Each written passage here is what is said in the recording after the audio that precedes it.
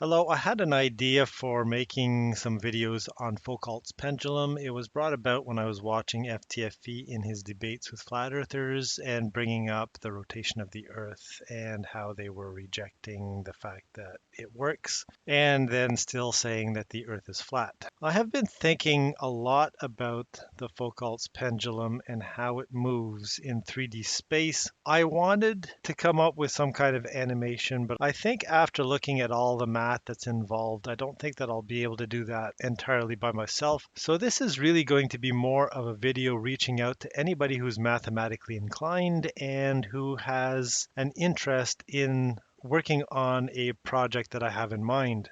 So when I was doing research on the Foucault's pendulum and what was involved, on the surface everything seems to be fairly simple and easy. I even found several simulators. I found this on Wolfram Alpha, for example, and I also found this that talks about all the math involved to approximate where things should be in 3D space and so on and so forth. And I'll be honest that symbols like this are slightly above my current understanding of math. When it comes to the simulators that I've seen online, like this one or this one, there's something in the back of my mind that tells me that they are not really complete. And yes, they are simulators and they kind of show what's going on. But I was wondering if it would be possible to measure the precession of the pendulum in real time using a laser scanner. If you could use a laser scanner and if you could use enough resolution, could you detect an asymmetry in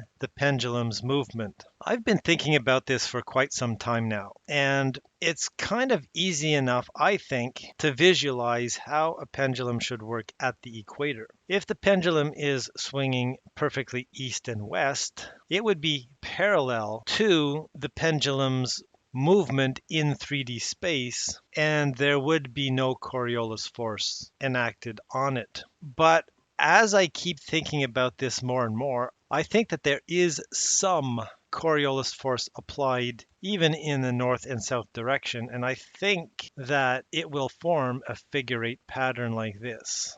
So imagine you built a pendulum at 0.000000000 degrees latitude. It would therefore have to swing half of its arc to the south and the other half to the north. As it is crossing that 0 degree latitude mark, if the heading is just slightly west of perfectly due north, theoretically, there should be a Coriolis effect that brings it swinging back towards the north. And it would continue to travel faster eastward as it's starting to swing back towards the south. And when it crosses the equator again, now the heading should be slightly greater than 180 degrees, and then on the south half, the Coriolis effect should cancel out what it had done in the north. So purely thinking about the mechanics of the Foucault's pendulum at the equator, I would have to say that depending on the direction it's swinging, if it is swinging directly due south, it should form a figure eight where the loops would be at their maximum, and as it starts swinging more and more towards east-west, that those loops should close to the point where directly east-west there is no deviation at all.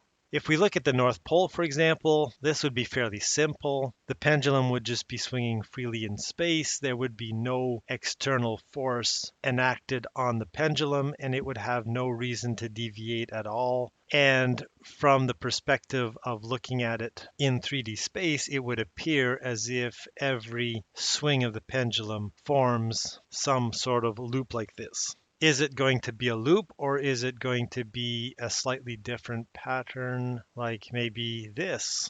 It probably will end up looking something more like this, but I'm still not sold on this part. But then we get to all of the other points between at the equator or at the poles, and I think that there is something really fishy that could possibly be going on with the Foucault's pendulum other than those three places, either the North Pole, the South Pole, or at the equator. Just for a bit of context, if this is the axis of rotation here, the plumb line is going to be at a 45-degree angle to that axis of rotation, which means that as the pendulum starts to swing towards the north, it's going to have a slightly different angle or force applied to it than if it continues to go towards the south. And this is just conjecture on my part. I have not been able to determine this mathematically or otherwise. I would guess that if I'm at 45 degrees north and I were to set up a pendulum, I would guess that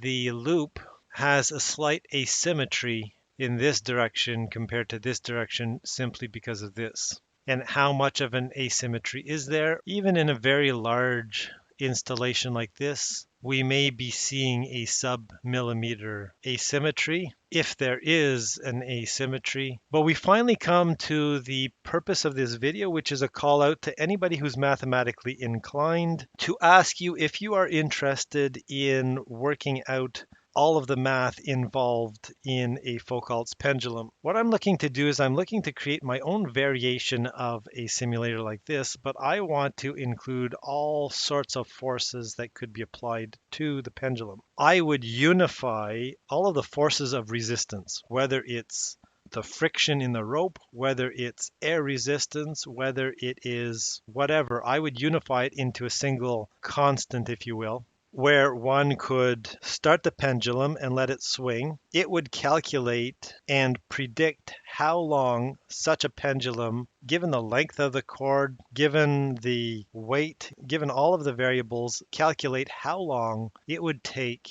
for the pendulum to come to a complete stop. In some cases, there may be a pendulum that is mechanically kept moving, probably by a magnetic pulse at just the right time to give it a little bit more of a kick, thus overcoming all of those forms of friction. And I'd want to be able to change the size of the planet. I'd want to change the planet's rotation, change the force of gravity, all of these other things. In essence, what I'm looking to do is to create the ultimate and possibly the definitive Foucault pendulum simulator, with the added bonus of being able to export all of the data that you could use in something else, possibly in something like Pavre, so that you could create some very nice looking animations. I'm looking to make this a fairly long-term project for this coming winter, so there could be some back and forth going on. I did set up a Discord server so we could communicate that way, and we could possibly even, if multiple people are interested, we could even make live videos as we're working out all of these problems. That's going to be it for now. Thank you for watching. If you like the video, I would appreciate all of that other good stuff. You know what I mean? I find that lately there just seems to be no point anymore in watching debates with flat earthers and engaging flat earthers. They have absolutely nothing. Last night's live stream that MC Toon had with Flatzoid was a perfect example of the pointlessness of all of this. They're just not serious. Flat earthers have got it into their heads that they are right, and no words are going to convince them otherwise. I really don't find much joy in making videos to try to tell flat earthers that they're wrong, but that's another story. And getting back into the ring of making videos might have been short-lived. Either that, or I may have to take another break for a little while before I come back and make any more videos. I do have some other projects that people may find interesting, but it's going to take me some time to find the motivation and the opportunity to build some devices to personally test some of the things that I've found out about the Earth and our place in this specific space-time domain. Depending how it turns out, I may or may not have videos to make after that. So I might take another break for a little while. We shall see. With that, I'm going to see you again in another video at some point soon enough. So bye for now.